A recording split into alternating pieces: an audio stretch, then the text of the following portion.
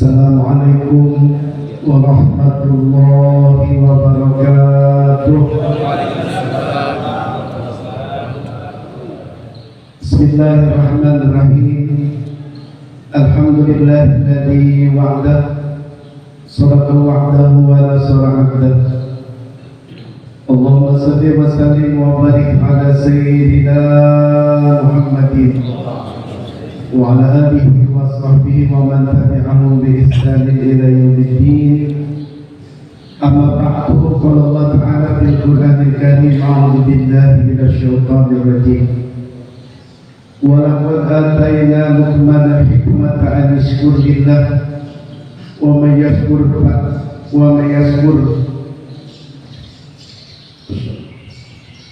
Sadaqallahul azim. Hadratil mukarramin, para asatidz, para hujjah, para kiai yang sama-sama dirahmati Allah Subhanahu wa taala. Tercinta khusus kepada guru kita bersama Al-Mukarram wal-Muhtaram Kiai Haji Ahmaduddin, semoga diberikan sehat panjang umur. Al-Mukarram Kiai Haji Abdul Rahman As-Suki, Kiai Haji Abdul Rahman Al-Hamidi, Kiai Haji Abdul Rahim, para kiai, para asatidz, para hujjah dari istimewa DKM Masjid Jami Raudhatul Muqlihin, Kiai Haji Ansori Sari beserta seluruh pengurus dan jamaah DKM masjid dan musala masing-masing wilayah, seluruh jamaah yang sama-sama dimuliakan Allah Subhanahu wa taala. Alhamdulillah, puji dan syukur kita panjatkan kepada Allah Subhanahu wa taala. Pada pagi hari ini alhamdulillah kita telah diberikan nikmat oleh Allah, nikmat iman, nikmat Islam, nikmat sehat, nikmat panjang umur, mudah-mudahan nikmat rezeki. Kayaknya yang amin nikmat rezeki doang nih Pak.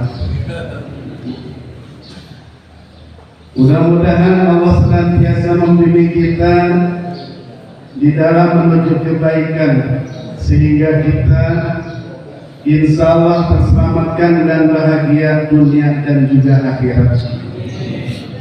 Salawat salam semoga disampaikan kepada Nabi kita Muhammad sallallahu alaihi wasallam. Dan sekalian yang Allah muliakan, Allah Subhanahu wa taala telah menurunkan Al-Qur'an sebanyak 124 surat,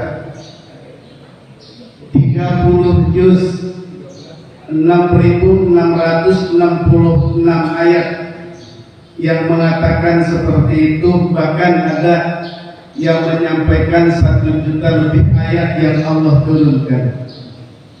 Di dalam Al-Quran ada yang menceritakan tentang kisah-kisah para nabi dan rasul yang terdahulu. Bahkan ada juga yang menceritakan tentang perjalanan orang-orang soleh yang termuat di dalam Al-Quran. Bahkan ada juga orang yang dilaknat ada di dalam Al-Quran. Siapa Pak yang dilaknat oleh Allah dalam Al-Quran? Salah satunya adalah Fir'aun. Fir'aun adalah menjadi musuhnya Allah Subhanahu wa taala. Karena Fir'aun salah seorang yang telah diberikan kehidupan oleh Allah, tapi kemudian beliau menyalahi kehidupannya. Saking hebatnya Fir'aun, gagahnya Fir'aun, kayanya Fir'aun, punya kedudukan tinggi dalam masyarakatnya, sehingga dia mengatakan, ana rabbukumul a'la, aku adalah Tuhan kalian yang paling tinggi. Subhanallah. Sebab apa Fir'aun seperti begitu? Dikarenakan Fir'aun itu mempunyai sifat sombong, angkuh dalam menjalankan kehidupannya. Saking Fir'aun itu tidak ada sama Allah, jamaah sekalian, sampai-sampai saat ini tidak ada seorang anak atau orang tua yang menamai anaknya Fir'aun. Ada tak anak yang namanya Fir'aun? Banget Pak ya. Kalau seandainya ada anak namanya Fir'aun, subhanallah. Baik Firaun kita tinggalkan, namun ada kisah yang sangat amat menarik. Hamba Allah yang telah diberikan hikmah oleh Allah Subhanahu wa taala. Dalam surat Luqman ayat 12 menyebutkan, A'udzubillahi minasyaitonir rajim, wa laqad atayna Luqmana hikmata 'an syukurillah. Kami sesungguhnya telah memberikan hikmah kepada Luqman. Luqman itu jamaah sekalian adalah salah seorang sosok yang termuat di dalam Al-Quran karena beliau telah diberikan hikmah oleh Allah Subhanahu wa taala. Banyak makna hikmah di dalam penafsiran daripada ulama. Namun yang sangat amat berkesan adalah salah satu perjalanan beliau dalam menasehati daripada anaknya. Apa yang beliau sampaikan kepada anaknya? Ada yang menyebutkan nama anaknya adalah Tara.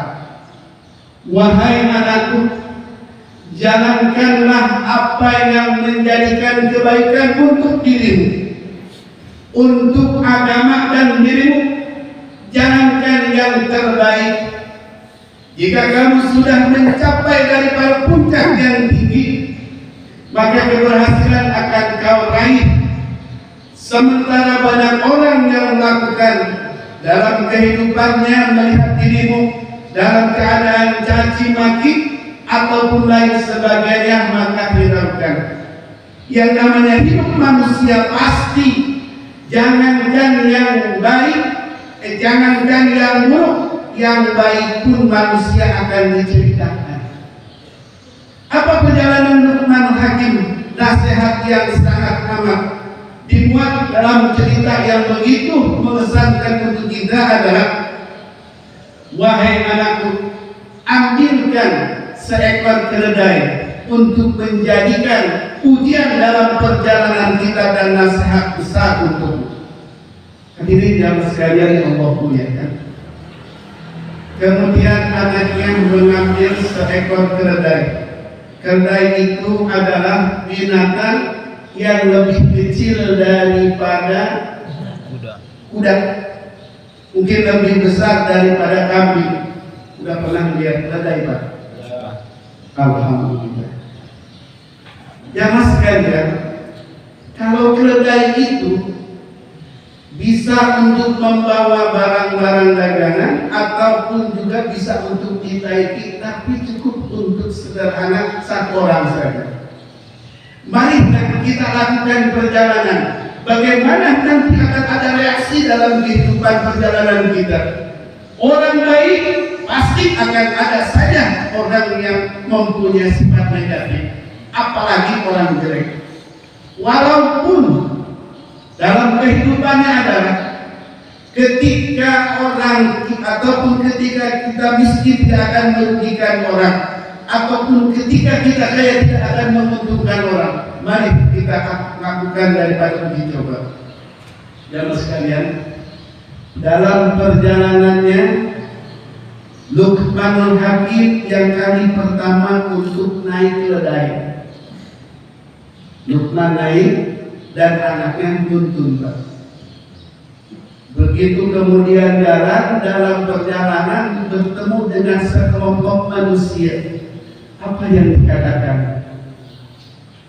Masya Allah, itu bapak sungguh congkak, sungguh takabur. Anaknya yang sekecil itu harus menuntun daripada keledai, sementara bapaknya naik keledai. Hadirin jamaah sekalian yang Allah muliakan, ini kita akan terbayang. Bapaknya naik keledai, tapi anaknya tuntun. Begitu sudah lewat, apa nak yang dikatakan oleh sekelompok orang tadi? Beliau mengatakan bahwa bapak dianggap sebagai orang yang takabur, orang yang sombong, punya kedudukan, punya di atas, tapi kemudian kau yang rendah adanya di bawah tuntun. Masya Allah. Jalan lagi terus. Begitu jalan kemudian, sekarang kita tanya, kau yang naik di atas, bapak yang tuntun. Kira-kira dari Asari apa? Jalan. Begitu jalan, bertemu lagi dengan sekelompok manusia. Apa yang dikatakan? Sungguh kau anak tidak berakhlak. Bayangkan kau berada di atas keledai sementara orang tuamu sedang nuntut. Salah lagi nggak Pak? Anak tidak berakhlak, kurang sopan santun kepada orang tua. Masa bapaknya itu disuruh nuntut, anaknya main di atas keledai. Sudah jalan. Nah, kau dengar cerita apa yang dikatakan oleh sekelompok orang tadi? Ya Pak, sudah lewat. Itulah kehidupan. Sekarang bagaimana Pak? Sekarang ayo sama-sama kita naik bareng. Bapaknya naik, anaknya naik. Jalan lagi kepada bapak.